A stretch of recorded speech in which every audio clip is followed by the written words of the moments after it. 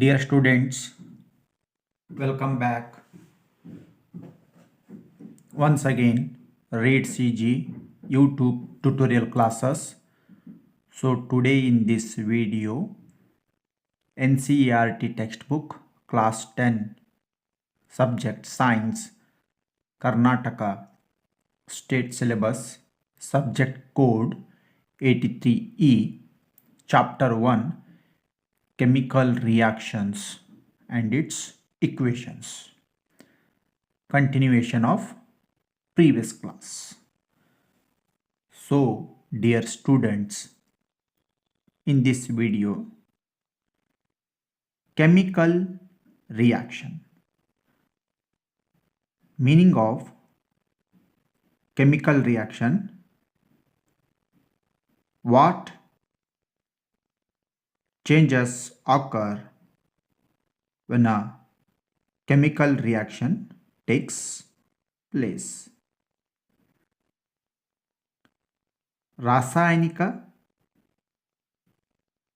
ಪ್ರತಿಕ್ರಿಯೆ ಆದಾಗ, ಯಾವಾಗ ಎರಡು ಪದಾರ್ಥಗಳು ಕೂಡಿದಾಗ ಬದಲಾವಣೆ ಆಗುತ್ತದೆ. ಯಾವ ಬದಲಾವಣೆ? ರಾಸಾಯನಿಕ ಬದಲಾವಣೆ ಆದಾಗ ಆ ಬದಲಾವಣೆಗಳು ಯಾವುವು ಎಂದು ನಾವು ಇದರಲ್ಲಿ ಸರಿಯಾಗಿ ತಿಳಿದುಕೊಳ್ಳೋಣ. Whenever a chemical change occurs, chemical ರಾಸಾಯನಿಕ ಚೇಂಜ್ ಬದಲಾವಣೆ ಆದಾಗ, we say a chemical reaction has taken place. Chemical ರಾಸಾಯನಿಕ ಪ್ರತಿಕ್ರಿಯೆ ಅಂದರೆ ರಿಯಾಕ್ಷನ್ ಆಗಿದೆ ಅಂತ ಇದರ ಅರ್ಥ. Now see here, a chemical reaction is a process in which one or more substances are transformed into new substances. Chemical reaction ರಾಸಾಯನಿಕ ಪ್ರತಿಕ್ರಿಯೆ, ಆ ಕ್ರಿಯೆ ಆದಾಗ ಯಾವಾಗ ಆಗುತ್ತೆ? ಒನ್ ಆರ್ ಮೋರ್ ಸಬ್ಸ್ಟೆನ್ಸಸ್, ಒಂದು ಅಥವಾ ಒಂದಕ್ಕಿಂತ ಹೆಚ್ಚು ಪದಾರ್ಥಗಳು ಕೂಡಿದಾಗ ಅವುಗಳಿಗೆ ನಾವು reactants. One or more substances react each other. Substances are known as reactants. ಅಂದರೆ ಒಂದು ಅಥವಾ ಅಧಿಕ ಪದಾರ್ಥಗಳು ಕೂಡಿದಾಗ ಆ ಪದಾರ್ಥಗಳಿಗೆ ನಾವು ರಿಯಾಕ್ಟಂಟ್ಸ್ ಅಂತ ಕರಿತೀವಿ. ಆರ್ ಟ್ರಾನ್ಸ್ಫಾರ್ಮ್ ಅಂದರೆ ಬದಲಾವಣೆ. ಯಾವ ಬದಲಾವಣೆ? ಡಿಫ್ರೆಂಟ್ ಕೆಮಿಕಲ್ ಪ್ರಾಪರ್ಟೀಸ್, ರಾಸಾಯನಿಕ ಗುಣಗಳು. ರಾಸಾಯನಿಕ ಗುಣಗಳು ಬದಲಾವಣೆ ಆದಾಗ ಈ ಪೂರ್ತಿ ಪ್ರತಿಕ್ರಿಯೆಗೆ ನಾವು, ಆ ಕ್ರಿಯೆಗೆ ನಾವು ಕೆಮಿಕಲ್ ರಿಯಾಕ್ಷನ್ ಅಂತ ಕರಿತೀವಿ. ಈಗ ನೋಡಿ, a chemical reaction is a process in which one or more substances reactants are transformed into new substances products. New substance ಹೊಸ ಪದಾರ್ಥ ರೂಪುಗೊಂಡಾಗ, ಹೊಸ ಪದಾರ್ಥಗಳು ರೂಪುಗೊಂಡಾಗ ಆ ಪದಾರ್ಥಗಳಿಗೆ ನಾವು ಪ್ರಾಡಕ್ಟ್ಸ್ ಅಂತ ಕರಿತೀವಿ. A chemical reaction is a process in which one or more substances, reactants, are transformed into new substances, products with different chemical properties. ಒಂದು ಅಥವಾ ಒಂದಕ್ಕಿಂತ ಹೆಚ್ಚು ಪದಾರ್ಥಗಳು ಕೂಡಿದಾಗ ಆ ಕ್ರಿಯೆಗೆ ನಾವು ಕೆಮಿಕಲ್ ರಿಯಾಕ್ಷನ್, ರಾಸಾಯನಿಕ ಪ್ರತಿಕ್ರಿಯೆ ಅಂತ ಕರಿತೀವಿ. ಯಾವಾಗ ಒಂದು ಅಥವಾ ಒಂದಕ್ಕಿಂತ ಅಧಿಕ ಪದಾರ್ಥಗಳು ಕೂಡಿದಾಗ ಒಂದು ಹೊಸ ಪದಾರ್ಥ ರೂಪದಲ್ಲಿ ಬದಲಾವಣೆಗೊಳ್ಳುತ್ತದೆ.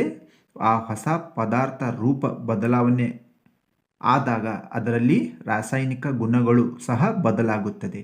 ಈ ಪೂರ್ತಿ ಕ್ರಿಯೆಗೆ ನಾವು ರಾಸಾಯನಿಕ ಪ್ರತಿಕ್ರಿಯೆ ಅಂದರೆ ಕೆಮಿಕಲ್ ರಿಯಾಕ್ಷನ್ ಅಂತ ಕರಿತೀವಿ. I hope, dear students, you have understood very well.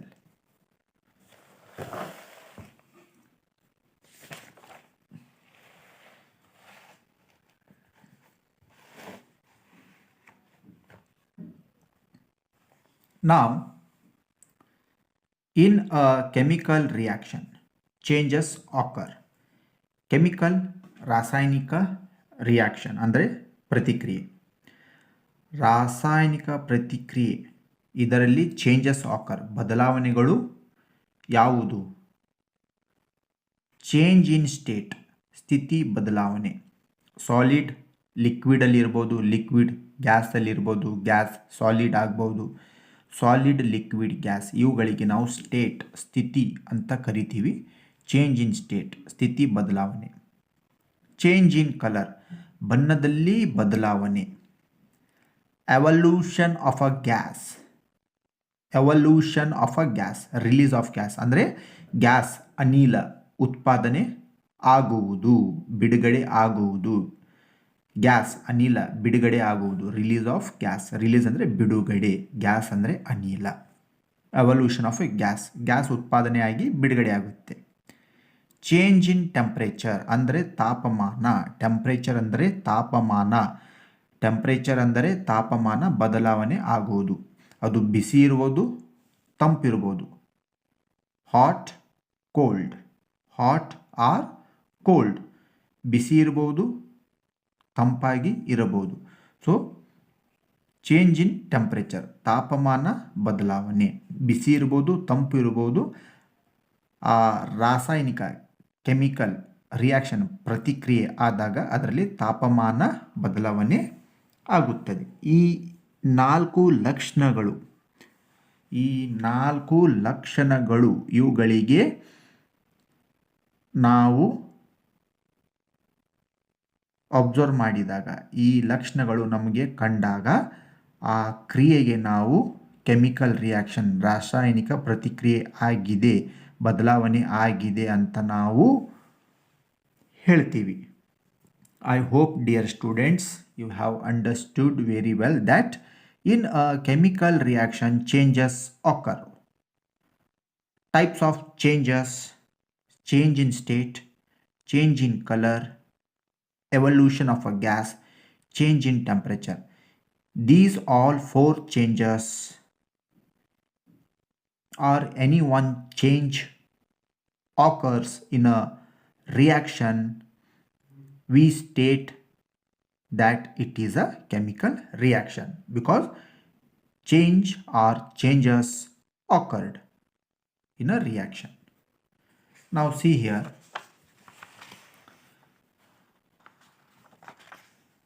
activity 1.1. Clean a magnesium ribbon about 3 to 4 cm long by rubbing it with sandpaper.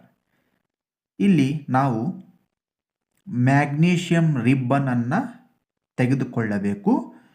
ಆ ಮ್ಯಾಗ್ನೀಷಿಯಂ ರಿಬ್ಬನ್ ಅಳತೆ 3 to 4 ಸೆಂಟಿಮೀಟರ್, 3ರಿಂದ 4ರವರೆಗೆ ಸೆಂಟಿಮೀಟರ್ ಅದರ ಅಳತೆ ಇರುತ್ತದೆ. ಮ್ಯಾಗ್ನೀಷಿಯಂ ರಿಬ್ಬನನ್ನು ತೆಗೆದುಕೊಳ್ಳಬೇಕು. ಅದರ ಅಳತೆ 3ರಿಂದ 4 ಸೆಂಟಿಮೀಟರ್ ಅಳತೆ ಇರುವ ಮ್ಯಾಗ್ನೀಷಿಯಂ ರಿಬ್ಬನನ್ನು ತೆಗೆದುಕೊಂಡು ಅದಕ್ಕೆ ನಾವು ಸ್ಯಾಂಡ್ ಪೇಪರ್ ಅಂದರೆ ಉಸುಗಿನ ಹಾಳಿ, ಸ್ಯಾಂಡ್ ಪೇಪರ್ ಉಸುಗಿನ ಹಾಳಿಯನ್ನು ತೆಗೆದುಕೊಂಡು ಅದಕ್ಕೆ ನಾವು ಏನು ಮಾಡಬೇಕು? ಕ್ಲೀನ್ ಮಾಡಬೇಕು, ಸ್ವಚ್ಛ ಮಾಡಬೇಕು. ಅದಕ್ಕೆ ಮೇಲೆ ನಾವು ಉಜ್ಜಬೇಕು, ತಿಕ್ಕಬೇಕು, ಅಂದರೆ ಸ್ವಚ್ಛ ಮಾಡಬೇಕು. ಮ್ಯಾಗ್ನೀಷಿಯಂ ರಿಬ್ಬನ್ ಅಂದರೆ ಒಂದು ಪಟ್ಟಿ, ಮ್ಯಾಗ್ನೀಷಿಯಂ ಪಟ್ಟಿ. Hold it with a pair of tongues. Hold ಅಂದರೆ ಅದನ್ನು ಸರಿಯಾಗಿ ನೀವು ಹಿಡಿಬೇಕು ಅಂತ ಇದರ ಅರ್ಥ. ಹೋಲ್ಡ್ ಇಟ್ ಸರಿಯಾಗಿ ಹಿಡಿಯಿರಿ. ವಿತ್ ಅ ಪೇರ್ ಆಫ್ ಟಾಂಗ್. ಟಾಂಗ್ ಅಂದರೆ ಒಂದು ಪಕ್ಕಡ್, ಪಕ್ಕಡ್ ಒಂದು ಪಕ್ಕಡ್ ಟೈಪ್ ಇರುವಂಥ ಒಂದು ಟಾಂಗ್. ಅದರಿಂದ ನಾವು ಸರಿಯಾಗಿ ಅದನ್ನು ಹಿಡಿಬೇಕು. Burn it using a spirit lamp ಅಂದರೆ ಅದನ್ನು ನಾವು ತೆಗೆದುಕೊಂಡು ನಾವು ಸರಿಯಾಗಿ ಅದನ್ನು ಬರ್ನ್ ಮಾಡಬೇಕು. ಅದನ್ನು ನಾವು ತೆಗೆದುಕೊಂಡು ಸರಿಯಾಗಿ ಬರ್ನ್ ಮಾಡಬೇಕು, ಅಂದರೆ ಸುಡಬೇಕು. ಯೂಸಿಂಗ್ ಅ ಸ್ಪಿರಿಟ್ ಲ್ಯಾಂಪ್, ಅಂದರೆ ಒಂದು ಸ್ಪಿರಿಟ್ ಲ್ಯಾಂಪ್ ದೀಪ or burner, and collect the ash in a watch glass.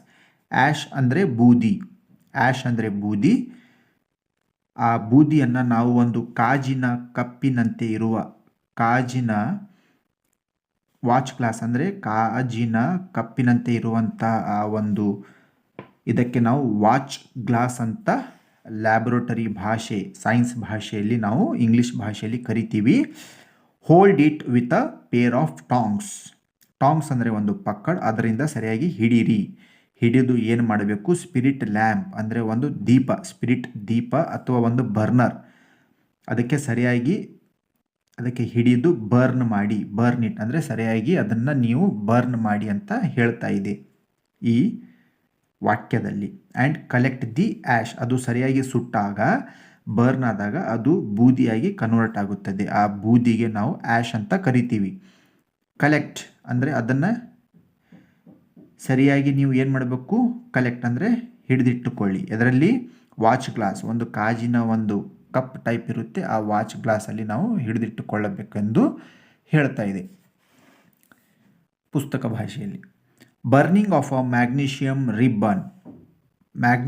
ರಿಬ್ಬನನ್ನು burning ಮಾಡಿದಾಗ, ಅಂದರೆ ಸರಿಯಾಗಿ ಸುಟ್ಟಾಗ, ಇನ್ ಏರ್ ಗಾಳಿಯಲ್ಲಿ ಆ್ಯನ್ ಆ್ಯಶ್ ಈಸ್ ಕಲೆಕ್ಟೆಡ್, ಗಾಳಿಯಲ್ಲಿ ನಾವು ಮ್ಯಾಗ್ನೀಷಿಯಂ ರಿಬ್ಬನ್ ಅಂದರೆ ಮ್ಯಾಗ್ನೀಷಿಯಂ ಪಟ್ಟಿಯನ್ನು ಸುಟ್ಟಾಗ, ಆ್ಯನ್ ಆ್ಯಶ್ ಅದರ ಬೂದಿ ಪುಡಿ ಈಸ್ ಕಲೆಕ್ಟೆಡ್, ಎದರಲ್ಲಿ ನಾವು ಕಲೆಕ್ಟ್ ಮಾಡಿದ್ದೀವಿ, ಎದರಲ್ಲಿ ಸಂಗ್ರಹ ಮಾಡಿದ್ದೀವಿ, ಇನ್ ಅ ವಾಚ್ ಗ್ಲಾಸ್, ಒಂದು ಕಾಜಿನ ಕಪ್ಪು ಟೈಪ್ ಇರುವಂಥ ಒಂದು ವಾಚ್ ಗ್ಲಾಸ್ ಕಾಜಿನ ಕಪ್ಪು ತರಹ ಇರುವಂಥ ಒಂದು ವಾಚ್ ಗ್ಲಾಸ್, ಅದರಲ್ಲಿ ನಾವು ಆ್ಯಶ್ ಅದರ ಬೂದಿ ಪುಡಿ ಮ್ಯಾಗ್ನೀಷಿಯಂ ರಿಬ್ಬನನ್ನು ಗಾಳಿಯಲ್ಲಿ ಸುಟ್ಟಾಗ ಅದರ ಬೂದಿ ಪುಡಿಯನ್ನು ನಾವು ವಾಚ್ ಗ್ಲಾಸಲ್ಲಿ ಸಂಗ್ರಹ ಮಾಡಿದ್ದೀವಿ. ಈಗ ಸಂಗ್ರಹ ಮಾಡಿದಂಥ ಆ ಆ್ಯಶಿಗೆ ಏನಂತ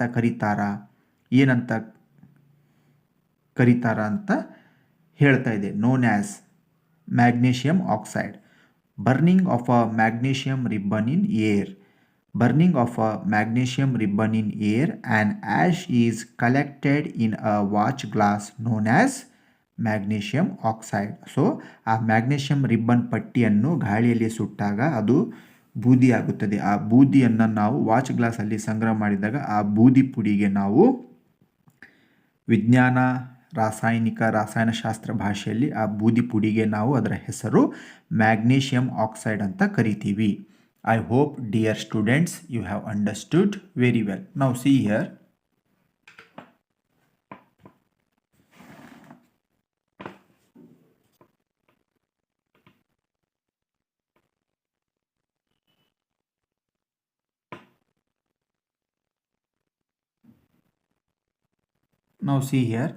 Important note. The magnesium ribbon burns with dazzling white flame and changes into a white powder. ಇಲ್ಲಿ ಏನಾಗಿದೆ ಅಂದರೆ ಇಂಪಾರ್ಟೆಂಟ್ ನೋಟ್ ಅಂದರೆ ಮುಖ್ಯ ಸೂಚನೆ, ಗಮನದಲ್ಲಿ ಇಟ್ಟುಕೊಳ್ಳುವುದು. ದ ಮ್ಯಾಗ್ನೀಷಿಯಂ ರಿಬ್ಬನ್, ಆ ಮ್ಯಾಗ್ನೀಷಿಯಂ ಪಟ್ಟಿ ಸರಿಯಾಗಿ ಸುಟ್ಟಾಗ, ಡ್ಯಾಸಲಿಂಗ್ ವೈಟ್ ಫ್ಲೇಮ್ ಅಂದರೆ ಡ್ಯಾಸಲಿಂಗ್ ಮಿಂಚಿನ ವೈಟ್ ಫ್ಲೇಮ್ ನಮಗೆ ನೋಡಲು ಸಿಗುತ್ತದೆ. ಹಾಗೆ ಅದು ಏನಾಗುತ್ತದೆ, ವೈಟ್ ಪೌಡರ್ ಆಗಿ ಕನ್ವರ್ಟ್ ಆಗುತ್ತದೆ, ಬದಲಾವಣೆ ಆಗುತ್ತದೆ ಎಂದು ಈ ವಾಕ್ಯದಲ್ಲಿ ಹೇಳುವ ಇದರ ಅರ್ಥ.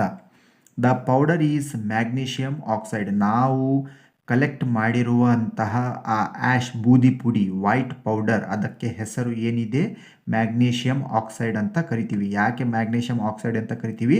ಮ್ಯಾಗ್ನೀಷಿಯಂ ಏನು ಮಾಡುತ್ತೆ, ಗಾಳಿಯಲ್ಲಿರುವಂತಹ ಆಮ್ಲಜನಕ ಆಕ್ಸಿಜನ್ ಜೊತೆ ರಿಯಾಕ್ಟ್ ಆಗುತ್ತದೆ. ಮತ್ತೊಮ್ಮೆ ಹೇಳ್ತೀನಿ ನೋಡಿ, ಮ್ಯಾಗ್ನೀಷಿಯಂ ರಿಬ್ಬನ್ ನಾವು ಸರಿಯಾಗಿ ಸುಟ್ಟಾಗ ಗಾಳಿಯಲ್ಲಿ ಇರುವಂತಹ ಆಮ್ಲಜನಕ ಆಕ್ಸಿಜನ್ ಜೊತೆ ರಿಯಾಕ್ಟ್ ಆಗಿ ಮ್ಯಾಗ್ನೀಷಿಯಂ ಆಕ್ಸೈಡ್ ಆಗಿ ಬದಲಾವಣೆಗೊಳ್ಳುತ್ತದೆ. ಹೀಗಾಗಿ ಆ ಬೂದಿ ಪುಡಿ ವೈಟ್ ಪೌಡರ್ ನಮಗೆ ಏನು ಸಿಗುತ್ತದೆ ಅದು ಮ್ಯಾಗ್ನೀಷಿಯಂ ಆಕ್ಸೈಡ್ ಆಗಿ ಇರುತ್ತದೆ. Magnesium oxide is formed due to reaction between magnesium and oxygen present in the air. ಇಲ್ಲಿ ನೋಡಿ, ಮ್ಯಾಗ್ನೀಷಿಯಂ ಆಕ್ಸೈಡ್ ಯಾವಾಗ ಸಿಕ್ತು, ಮ್ಯಾಗ್ನೀಷಿಯಂ ಆಕ್ಸೈಡ್ ಯಾವಾಗ ಫಾರ್ಮ್ ಆಯಿತು ಅಂತ ನಾವು ತಿಳ್ಕೋಬೇಕಾದರೆ ನಾವು ಮ್ಯಾಗ್ನೀಷಿಯಂ ಪಟ್ಟಿಯನ್ನು ನಾವು ಬೆಂಕಿಗೆ ಅಗ್ನಿಗೆ ನಾವು ಸರಿಯಾಗಿ ಬರ್ನ್ ಮಾಡಿದಾಗ ಗಾಳಿಯಲ್ಲಿರುವಂಥ ಆಕ್ಸಿಜನ್ ಜೊತೆ ಗಾಳಿಯಲ್ಲಿ ಇರುವಂತಹ ಆಮ್ಲಜನಕ ಆಕ್ಸಿಜನ್ ಅದರ ಜೊತೆ ಏನಾಯಿತು ಮ್ಯಾಗ್ನೀಷಿಯಂ ರಿಯಾಕ್ಟ್ ಆಯಿತು. ಯಾವಾಗ ರಿಯಾಕ್ಟ್ ಆಯಿತು, ನಾವು ಬರ್ನಿಂಗ್ ಮಾಡಿದಾಗ ಮ್ಯಾಗ್ನೀಷಿಯಂ ಗಾಳಿಯಲ್ಲಿರುವಂಥ ಆಕ್ಸಿಜನ್ ಜೊತೆ ರಿಯಾಕ್ಟ್ ಆಗಿ ಒಂದು ವೈಟ್ ಪೌಡರ್ ಆ್ಯಶ್ ಬೂದಿ ಪುಡಿಯಾಗಿ ಫಾರ್ಮ್ ಆಯಿತು. ಆ ಬೂದಿ ಪುಡಿ ವೈಟ್ ಪೌಡರ್ ಅದು ಏನಿದೆ ಅಂದರೆ ಮ್ಯಾಗ್ನೀಷಿಯಂ ಆಕ್ಸೈಡ್ ಇದೆ. ಸೊ ಈ ಸೆಂಟೆನ್ಸ್ ಮೀನಿಂಗ್ ಹೇಳ್ತಾ ಇದೆ, the powder is magnesium oxide.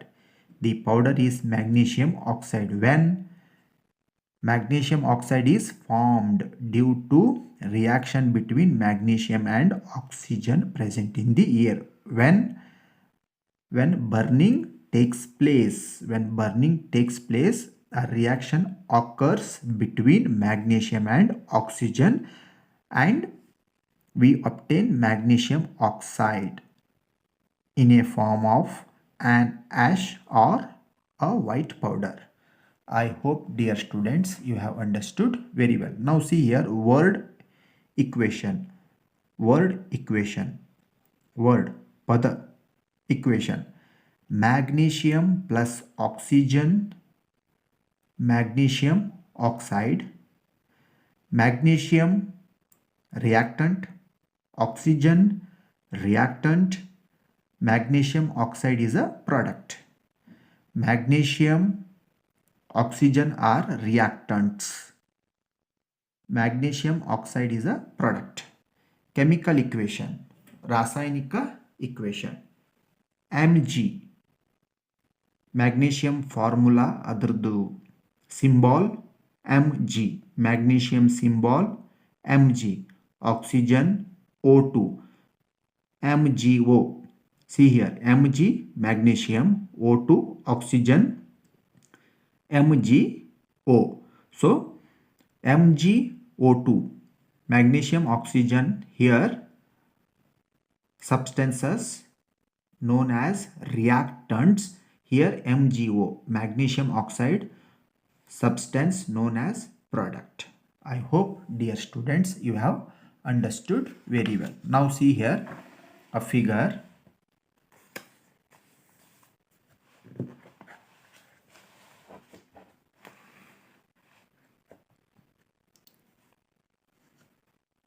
Now see here, activity 1.1, burner flame. So this is a burner flame, means it is a flame, and this is known as Bunsen burner or burner. This is known as Bunsen burner or burner. This is a burner. This is a burner or Bunsen burner. It is a fuel pipe. Connected to a burner, and when you light it up, flame occurs. So here burner flame. So now see here, this is tongue, and this is black color. Assume it as a magnesium ribbon. With help of tongue, we are holding magnesium ribbon. With a help of tongue, we are holding a magnesium ribbon and burning.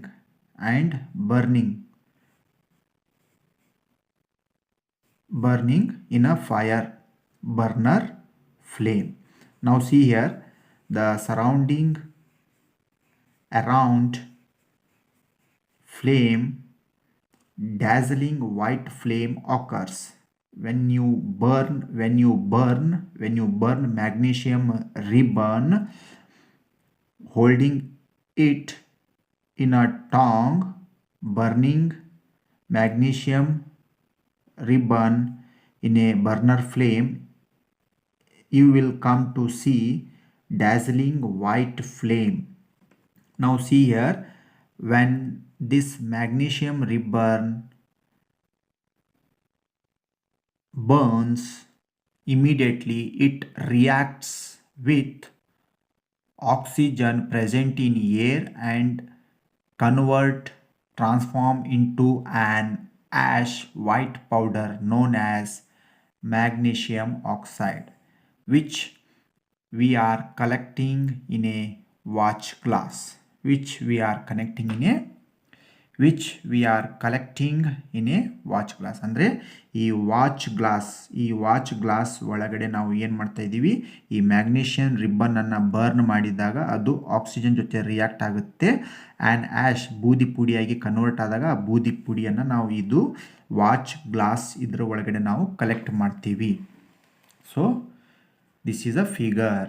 Now see here, figure 1.1, burning of a magnesium ribbon in air and collection of magnesium oxide in a watch glass. So this is what an activity demonstrates, showing burning of a magnesium ribbon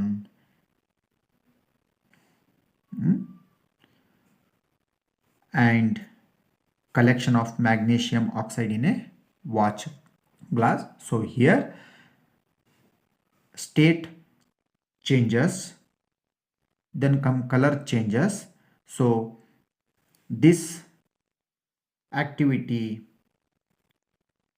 indicates a chemical reaction by burning. I hope, dear students, you have understood very well. Thank you. ಮಕ್ಕಳೇ, ನೀವು ಸರಿಯಾಗಿ ನನ್ನ